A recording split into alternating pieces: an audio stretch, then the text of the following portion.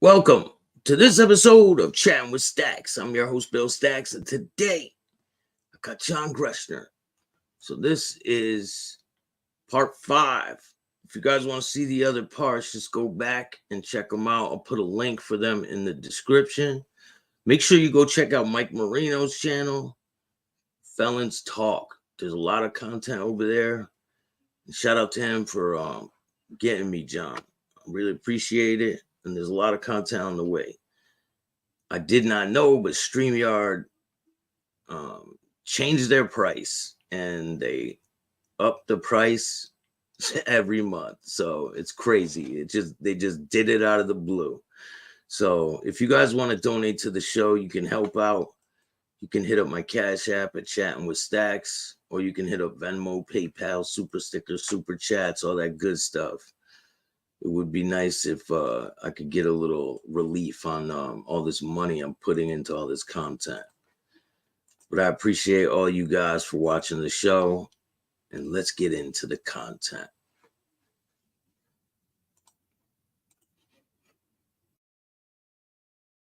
To this episode of Chatting with Staxx, I'm your host, Bill Staxx, and today, John Greschner calling. Didn't turn out well for him, and I ended up getting in a knife fight with this guy and stabbing him to death. And my jury was out 3 days and twice tried to find me not guilty by reason of self-defense. The judge gave him a bad supplemental and jury instructions saying basically I can't pre-arm for self-defense. And there was a lot of drama going on at that time because they had the dead cops at Marion, and they had the dead cop in that spot in Wisconsin. Them kids killed that cop. We got all this drama going on, and that's where baby Huey, when he rolled over at that time, and he lied. Because 5 years later, cops came and said, okay, we understand this is bullshit now. But he told them there was a conspiracy by the Aryan Brotherhood to kill federal officials, and they believed it because they already had 2 dead at Marion in the control unit, 2 more stabbed up real bad, they crippled them, and then a few months later, them kids in FCI in Wisconsin, they whacked another one. Because they said, how do we get in that organization? And a dude set him up, a dude named Red. He says, you got to kill a cop. They said, bet. One dude got a knife, ran in, started hitting the cop. He couldn't get it done. The cop was fighting. The other guy grabbed the fire extinguisher, went in, and they beat and stabbed the cop to death. So they believed this shit. But there's a whole story on that shit, too, because they were planning to lock down Marion in the late 70s. And they didn't lock it down until 1983. That's why they threw me out of the federal courtroom in the front of the Marion prison during the Brasino versus Carlson case, the lawsuit we filed to get to lift the joint back up. Because I was trying to get out the truth that they had planned the lockdown of Marion at least 5 years before. We got it under the Freedom of Information Act. And they were shutting it down. They're trying to make like Tommy and Player killing cops, put just notches in their gun butts. But that's not true. And they were planning on locking down. They brought in a new warden named Harold Miller. He's an old Alcatraz guard, my homeboy Clyde Johnson, and a crew snatched him out there on the rock back in the days, tied him up, put a gag on him, threw him in the bush, and then they hit the water trying to get away. Well, they brought him in 1980 as a new warden at Marion.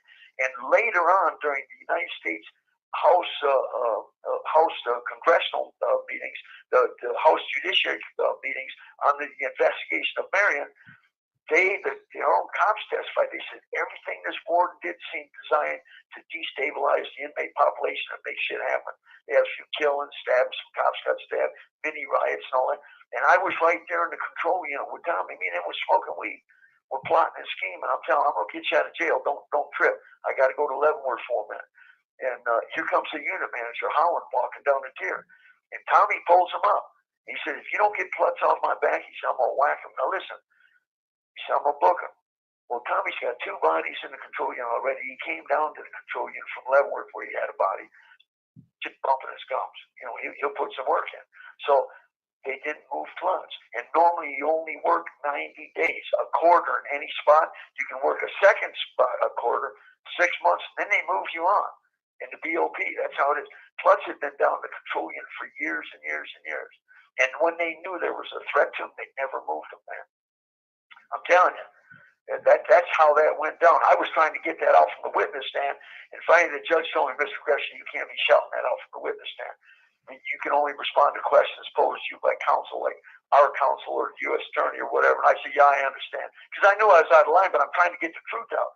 And they looked at me like, you understand, I'll come down off this bench and fuck you up.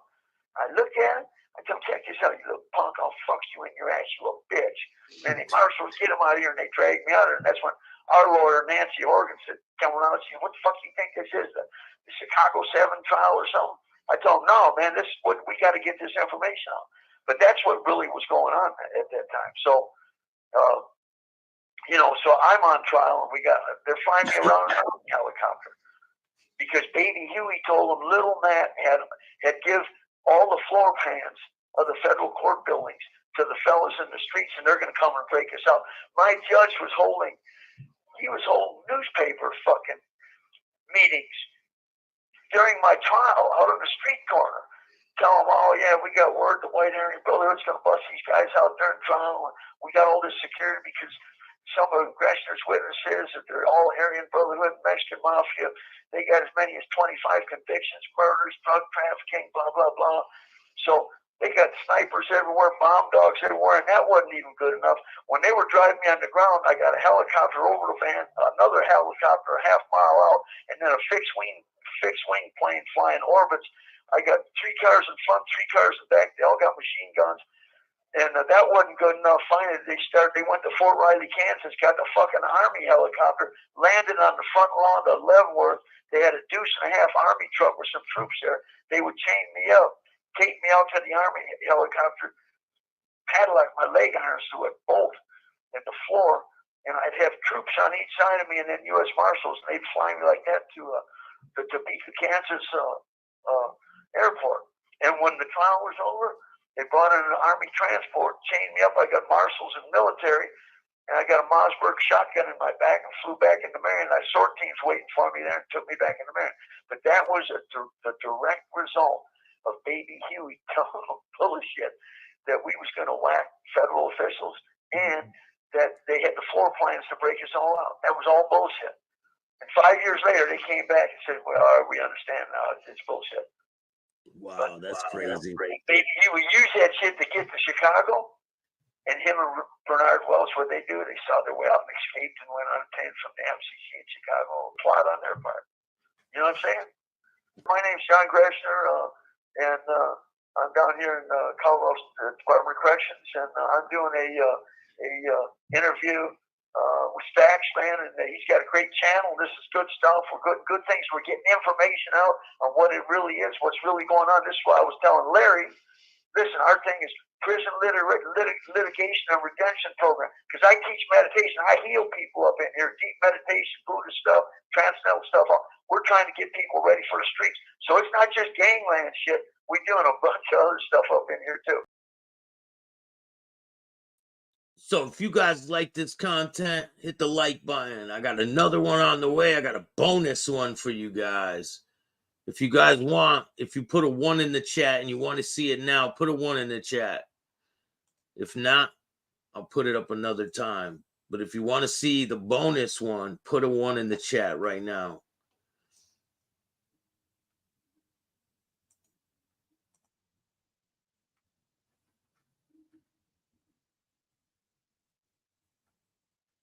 If you don't put a 1 in the chat, I'll play it another time.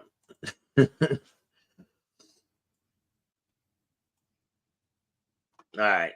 Let's see some 1s. So, all right, I'm going to play the next one. Enjoy. And then there's one more after this. This episode of Chatting with Staxx. I'm your host, Bill Staxx, and today, John Greschner calling. My name is John Greschner. I'm in Colorado Department of Corrections.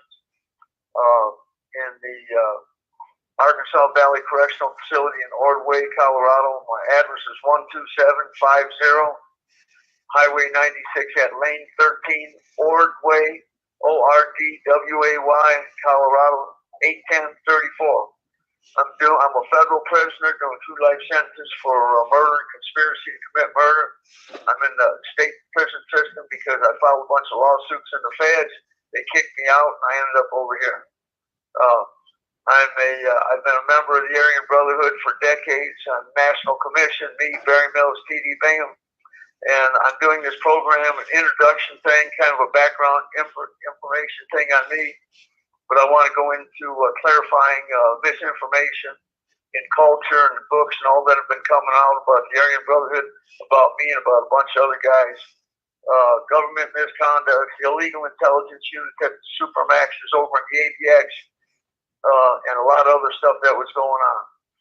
There's a lot of stories about gangland and all that. We can talk about all of that, but it's very important to get out what's actually going on in these prisons, the government that's behind it, and resulting in prisoners' deaths, race wars, gang wars, all that. That's what I was arrested in October 1968. I've been down ever since. I've been in prison for the last 56 years. Wow. Got 38 of it in solitary confinement. The time I'm doing right now is what I picked up in jail. It was over gambling games, turned into a dispute. Guy was, him and some friends were talking about killing me and another guy. They tried to ambush us. It turned into a knife fight in the Center Hall at Leavenworth Federal Penitentiary. I killed him in a knife fight. In a book that recently came out, they said I did a public execution because he owed us $1,000, and I did a public execution in front of government officials. That's not true. An informant at a racketeering, a federal racketeering case we had in Santa Ana, California, said I killed him because he told on people for robbing banks. That's not true. When I was originally indicted, the U.S. attorney jumped up in the courtroom, said, "Your Honor, this man's a member of the Aryan Brotherhood. He's a contract killer, and this is a contract killing to keep the victim from going back out to California and testifying for the people." That's not true either. The truth of the matter is this dude owed us $1,200, $1,500. I borrowed him from the games till he paid his debts. He didn't like it. He got a knife. Him and a partner of his moved on me and a friend of mine, a Japanese dude. My jury was out 3 days, tried to find me not guilty of self-defense twice. But we had a bunch of political baggage going on at the time because 3 guards in the federal prison system had been killed, 2 at Marion and 1 in Oxford, and an informant who was lying put me in the middle of it. He said there's a conspiracy by the Aryan Brotherhood to kill federal officials. They believed it. 5 years later, they finally came back around, so we realized that was a mistake on our part, but they believed it at the time. And so, you know, that's what led to my convictions. I should have beat the case, but you know, that's how it is sometimes. So I've done 28 years in the federal prison system in Marion, Illinois, when it was the new Alcatraz. I did 1 year in Leavenworth when I picked up that case, and I did 8 years. I opened up Supermax in Florence, ADX, Colorado, the only acknowledged black site on American soil. I've done time in the California Department of Corrections from Pelican Bay in the north and the Shoes up there all the way down to Ironwood, down to South Quentin, Folsom, Corcoran, High Desert, all them places. So, you know, I kind of been around the country, man, and I know a lot of people, and I know a lot of the truth on what's really going on. So that's what I'm doing this for. And now at this late stage of the game, I teach meditation, deep meditation, self-healing, Siddha yoga meditation, Buddhism meditation. I've been doing that all around the country, and it's helping a lot of people. So that's what we're doing. Me and Barry, I go back to the mid-'70s, 1970s with Barry Mills. Me and him were on the National Commission together. He, myself, and T.D. Bingham. Me and Barry was cool. Barry was a good brother, and then he kind of got stuck in the feds, and it, you know, and then another brother named Slow kind of got it in his head because we were doing a lot of business with the Italians, with John Gotti and Nicky Scarfo. And Slow put it in Barry's head that, you know, he should kind of fancy himself as a godfather or a boss. But our organization didn't run that way. We had a 3-man commission, and we had some guys under us. But basically, we didn't have any bosses, man. The commission made all the rules. And Barry had some beefs with some brothers. He was trying to put some informant jackets on them. And it takes two commissioners to green light a brother. We got no hands policies. You can't even raise your hands to a brother. Even another brother can't do it. If you do, you're going to get whacked for that. Nobody else can put their hands on a brother. For anything to happen to a brother, 2 commissioners have to green light it, have to okay it. So Barry pulled me in because TD was at Leavenworth. He was the 3rd commissioner. And he's telling me like 4 or 5 guys are informed. I said, well, where's the evidence? There is no evidence. So I said, listen, I'm not rubber stamping that. You're going to have to get with TD, and he's not going to do it either. And I went and told all the other fellas that were there in D unit with us at Marion. I said, listen, this is what he's doing. There's a common denominator that runs through all that. He's been having problems with these guys over the oldies but the goodies. Drugs, money, and politics. And now he's trying to, put informant jackets on. But listen, man, there's no evidence of that. Call it what it is. Don't start smutting people down. So he didn't really like it, and I told all the fellas, our laws, if anybody gets involved in that, anything happens to a brother, everybody involved is going to get whacked. That's just how it is. Those are our laws. That shit's carved in stone on the face of the mountain. There's no gray areas. Well, Barry didn't like it, and so I had to go to him and tell him, listen, man, don't you ever try to give me an order to go kill somebody. If somebody needs to get killed over there, you get your knife, I'll get mine. We'll go kill them together. You're my brother, not my boss. AB stands for Aryan Brotherhood, not Aryan Brotherhood. And he didn't seem to appreciate that, but, those are the laws, man. So I get moved over to the other side of the block. I'm over there with the fellows over there. A few months later, I get wrapped up on a conspiracy, vicious rumors, conspiracy to hijack aircraft and escape from Marion, so I'm going away for a while. In the meantime, a guy came in from Boston named Kevin Rhodes. I didn't trust him. I told Barry, do not trust this guy. In retrospect, I believe he was an FBI plan. He turned out 7 years later he was missing in action. He rolled over, was the first guy in that illegal intelligence unit at the ADX in Florence, Colorado, where they're fabricating racketeering cases on us, on other prisoners, on U.S. citizens, and on foreign nationals. All this came out later, man. When a guy rolled out of that unit, Danny Weeks, I encouraged him to write the newspapers about it. He did. And westwardnews.com called The Broken Code, the year 2000. And 5 years later, there was another one called Bringing Down the Brotherhood. Danny was claiming to be a brother, an Aryan, a member in the Aryan Brotherhood, a shot caller. He never was. He's a bullshit artist. But at least it gives you some insight into what was going on in this unit. The thefts of national security documents and all that. So I know all the facts and all. I had to go through Jackie Reed on BET News to go up to the White House, Condoleezza Rice, to get the national security documents back to the agencies. There's a big thing they're trying to fabricate a case on the Nation of Islam. Farrakhan, I warned Jackie Reed. She got with Farrakhan, warned him. There's all kinds of stuff that we need to go into in other sessions here. And this is all independently verifiable. So anyhow, Barry didn't like it. He started talking shit about me when I'm away in the hole. Kevin Rhodes told the cops that got us put on separation. For the next 7 years, I'm down in the shoes, and I'm hearing from cops, what are me and Bill's beefing about? I tell him, I ain't got no beef with nobody. Finally, I told the unit manager in the shoe down there in the ADX, I told him, listen, man, hypothetically speaking, you got that, right? Hypothetically speaking, he says, okay. I says, if me and him got a beef, if he's got some hard feelings about something with me, he'll get over it. He said, he'll get over it. I says, that's right. He said, okay, John. So I got out to the main line in 99. We were all in C unit for a minute, and we had to get the encryption systems together and all communicate between the blocks because they're building these A ranges to put all the tips on to lock us down. We're on the main line, but we're in these tips. So because we had a war going with the DC blacks because they just decided, well, let's just jump on all the whites, and they jumped on a couple of us at Marion, and people that kicked the war off. A lot of people got killed over that. The federal government was involved in putting us up in Lewisburg. When the director of the Federal Bureau of Prisons, when the investigation went down in the United States Congress, House Judiciary Committee, Kathleen Hawks Sawyer testified in front of the Congress Judiciary Committee, says, listen, Lewisburg is off limits to any active Aryan Brotherhood or Mexican Mafia, who are our allies. So what happened? Right when these guys did this, they went to Marion, went to Big Al, Tweak, JC, Jason, and Wayne Bridgewater said, hey, you guys want to get out of Marion and not go through the step-down program?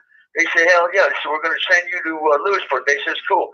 They already knew, because one of the guys that was talking all this shit, talking about, I got 300 comrades up in Lewisburg. This is a DC black named T. He said, we'll just surround all them crackers and smoke all of them.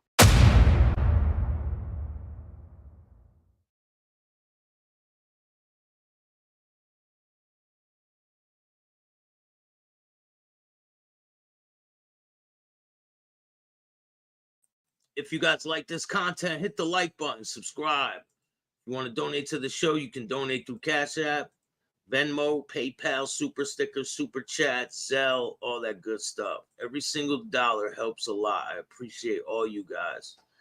And I will be back with more content. I got a lot of content dropping this week. You guys are going to love it. Hit the like button, subscribe, hit the notification bell so you can get my videos every time they drop. And if you don't like this content, too fucking bad. Go start your own podcast. I appreciate all you guys. And remember, don't be a bitch.